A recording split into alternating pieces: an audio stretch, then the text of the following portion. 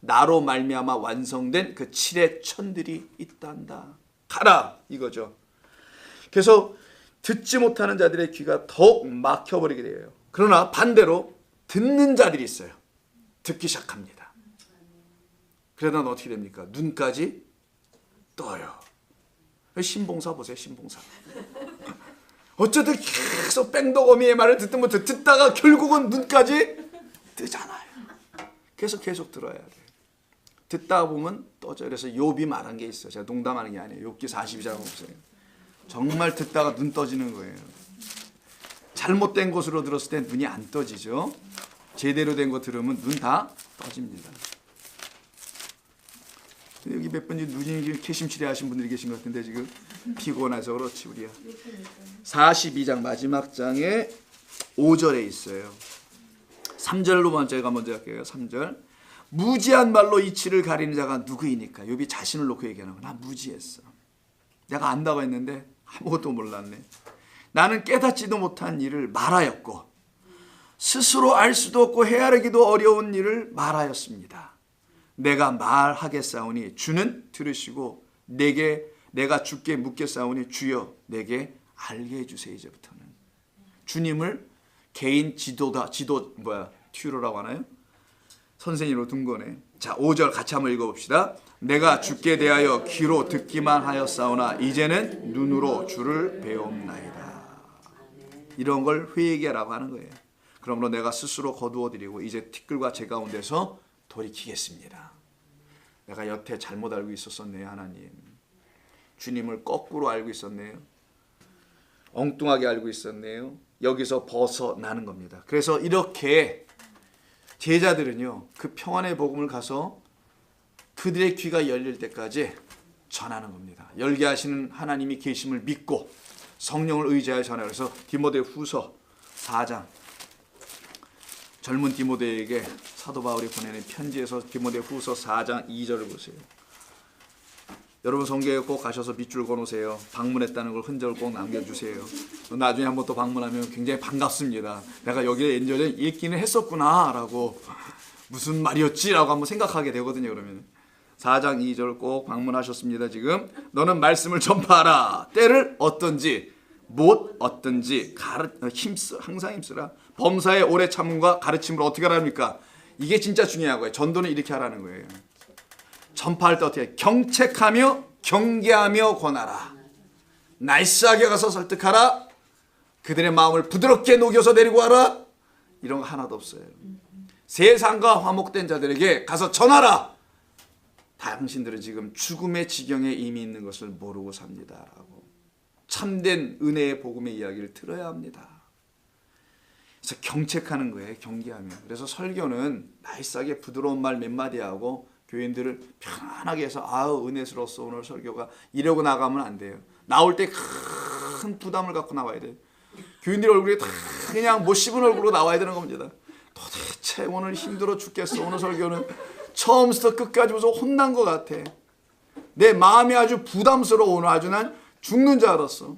다시는 오고 싶지 않아? 이런 마음으로 가야 되는 거예요. 그냥 목사 붙잡고 오늘 뭐 은혜 굉장히 받았습니다. 내가 시간만 있으면 옆에다 세워놓고 묻고 싶어요. 무슨 은혜 받았냐고. 근데 사람들이 계속 나오니까 차마 못 묻겠고 그런 거 아닙니다. 우리는 하나님의 말씀으로 큰 도전을 받는 거예요. 거기에서 깨어지고 부서져야 하나님이 찾아오셔서 위로하시는 겁니다.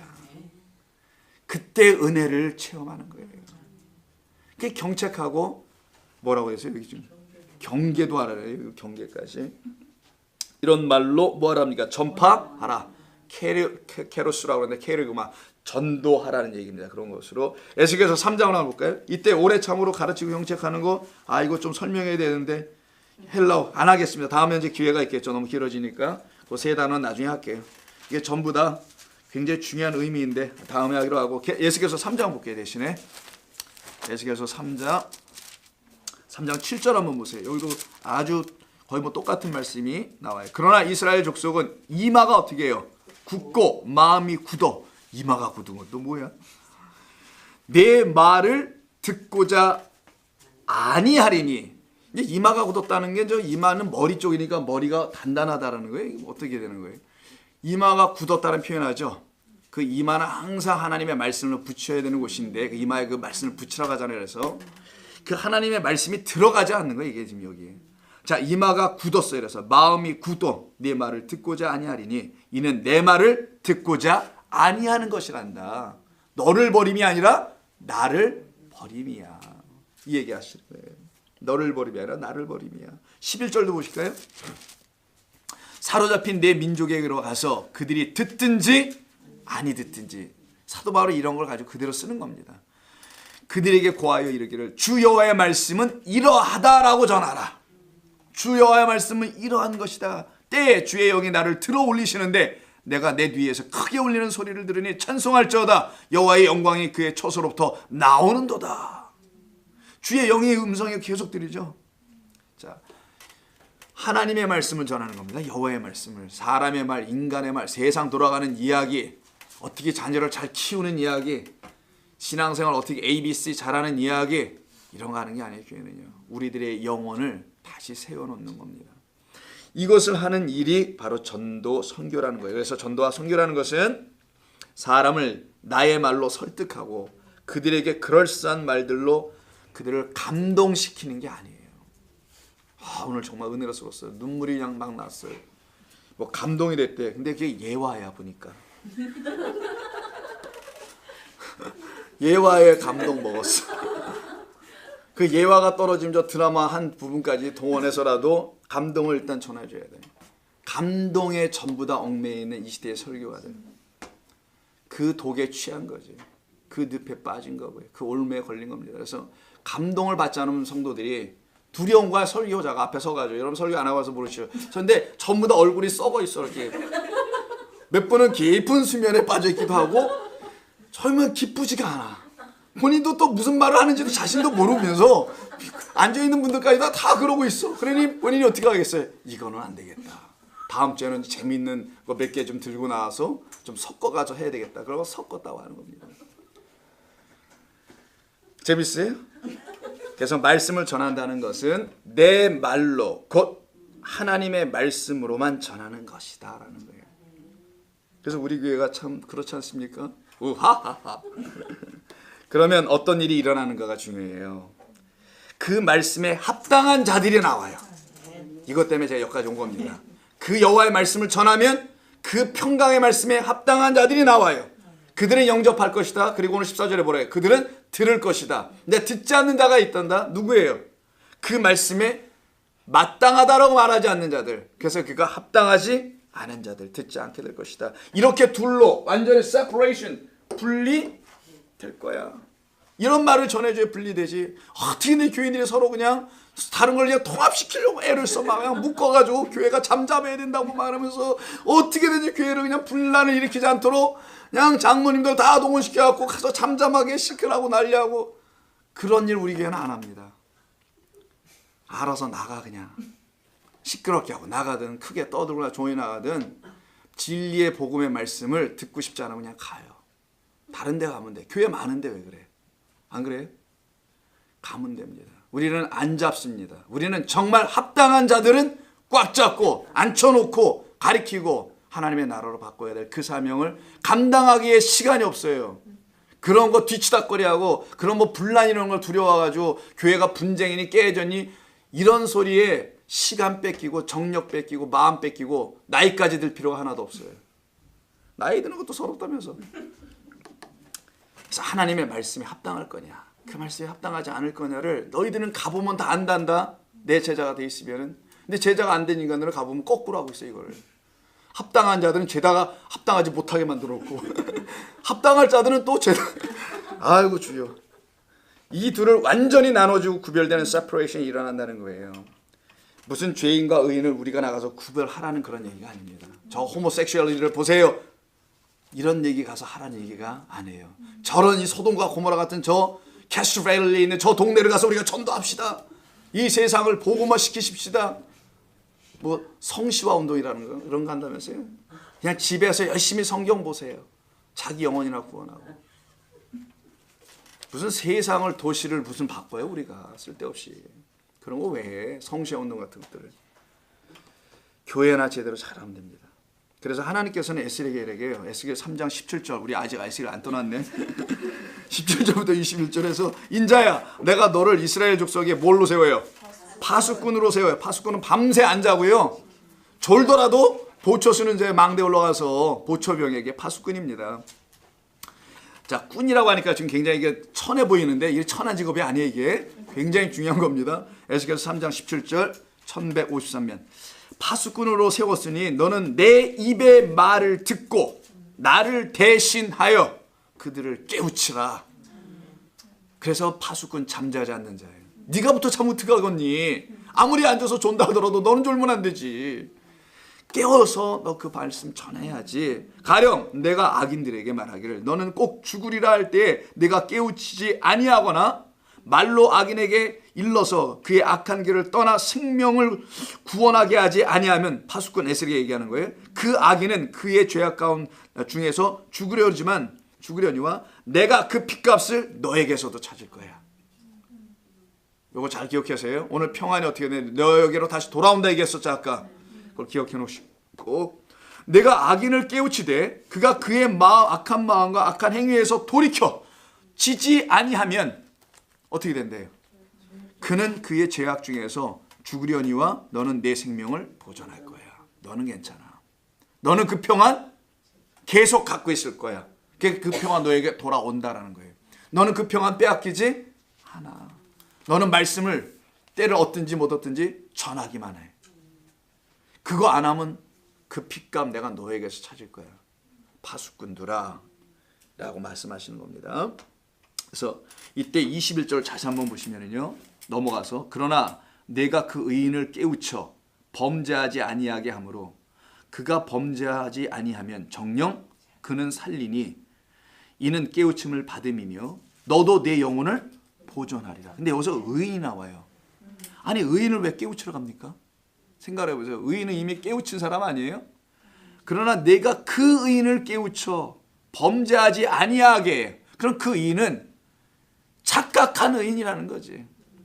자기 생각의 의인들, 그게 이스라엘 백성들 말하는 거예요. 지금 스스로 의롭다고 한 자기 의에 도취된 이들을 갖다 어떻게 하라고요? 깨우치라고 하죠. 깨우치라. 이때 깨우치라라는 이런 말이 나오는데, 의인을 깨우친다는 말이, 깨우친다는 것은 자하르라고 해요. 자, 이 자하르라는 단어를 쓴 건데, 이 깨우치다라는 것은 훈계하다. 아까 기억나세요? 말씀 어떤지 못 어떤지 너는 가서 경책하며 경계하며 뭐 권하라, 권면할 때 훈계하다. 이게 훈계하다예요. 첫째, 훈계하는 거. 훈계. 2번, 빛을 비추다도 있어요. 자, 라이트 샤인 하는 겁니다. 빛을 비추다. 세 번째는 가르치다. 그래서 훈계, 빛을 비추다, 가르치다, 이 세 가지가 다 나오는 단어가 자하르라는 단어예요. 에스겔에게 가서 그 의인들에게 뭐 하라는 거예요? 너 의인 아니라고 훈계해주고, 그가 죄인임을 깨달아 어둠 속에 있음을 알게 해서 그에게 빛을 비춰주고, 그리고 이 진리를 가르쳐줘. 그런데 둘 중에 하나로 반응한다는 거예요. 어떻게 한다는 거예요? 이렇게 하면, 훈계하면은요, 이 말씀을 받아들이는 사람들이 있어요. 이렇게 흡입하는 사람들, 빨아들이는 사람들이 있습니다. 그러면 그 평안의 복음이 그들에게 평안이 빌었으니까 어떻게 되겠어요? 들어가겠죠. 그런데 어떻게 돼요?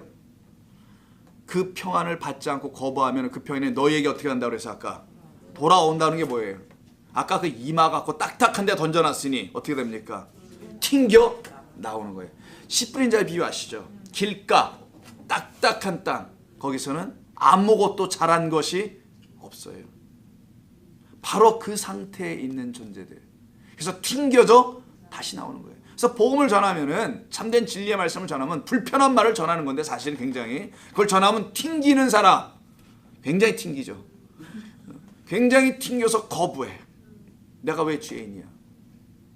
이런 식으로 시작해가지고 그와 같은 것으로 이해하는 사람들에게 가서 그 전도라는 것은 훈계하고 혼을 내고 잘못하고 있음을 깨달아 알려주는 일을 하는 겁니다.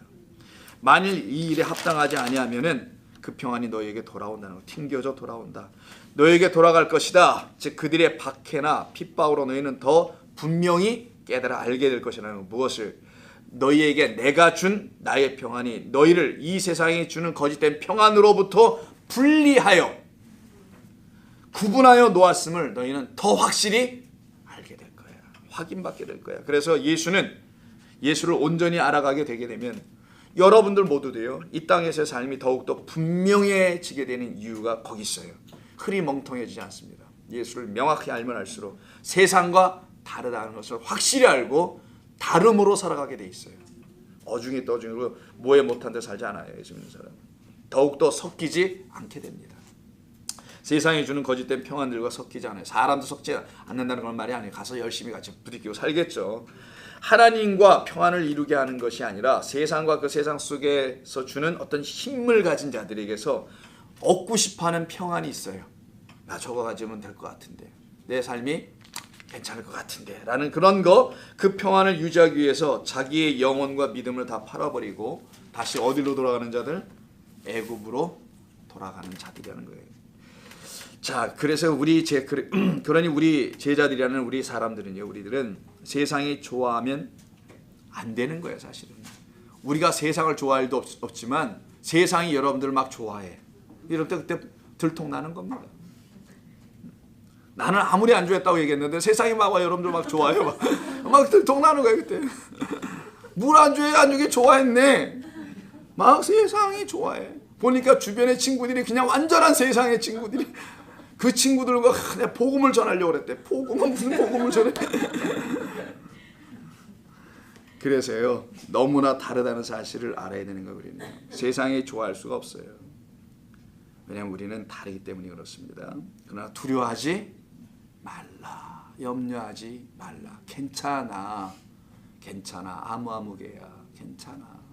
이름 한번 불러볼까요? 괜찮아, 욱지나, 괜찮아, 누구누구야. 이러는 거예요. 하나님은 두려워하지 마.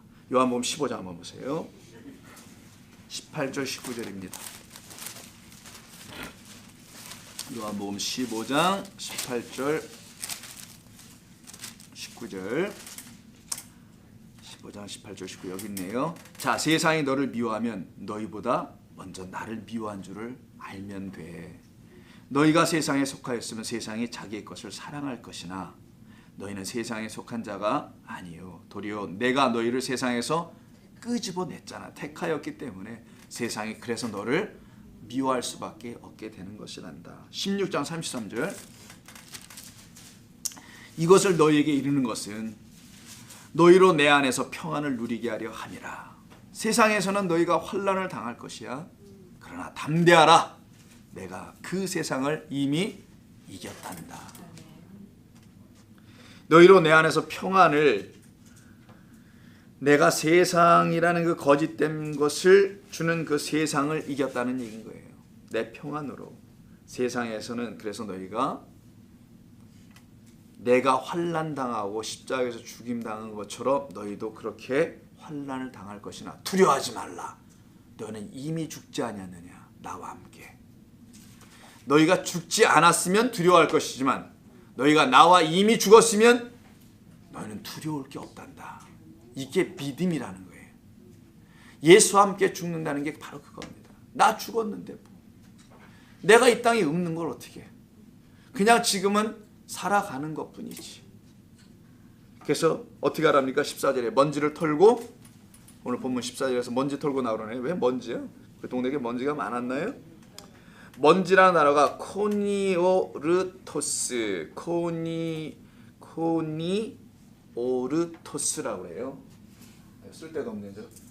코니오르토스라고 하거든요. 먼지라는 단어가 써볼까요, 여러분에게? 자, 코니오르토스라고 해요. 근데 이 단어가 어디서 왔냐면은 코이나오라는 데서 나와요. 코이나오. 자, 여기서 나오는데 이게 코이나오예요. 자, 이 단어가 굉장히 의미가 있어요. 먼지를 털어버려야죠. 그들이 뭐라는 거라니까? 먼지라는 거예요. 구약 성경에서 먼지를 아파르라고 하죠. 이거부터 일단 챙겨가기. 자, 아파르라고 합니다. 아파르. 아르 먼지. 이 먼지를 가지고 하나님께서 우리를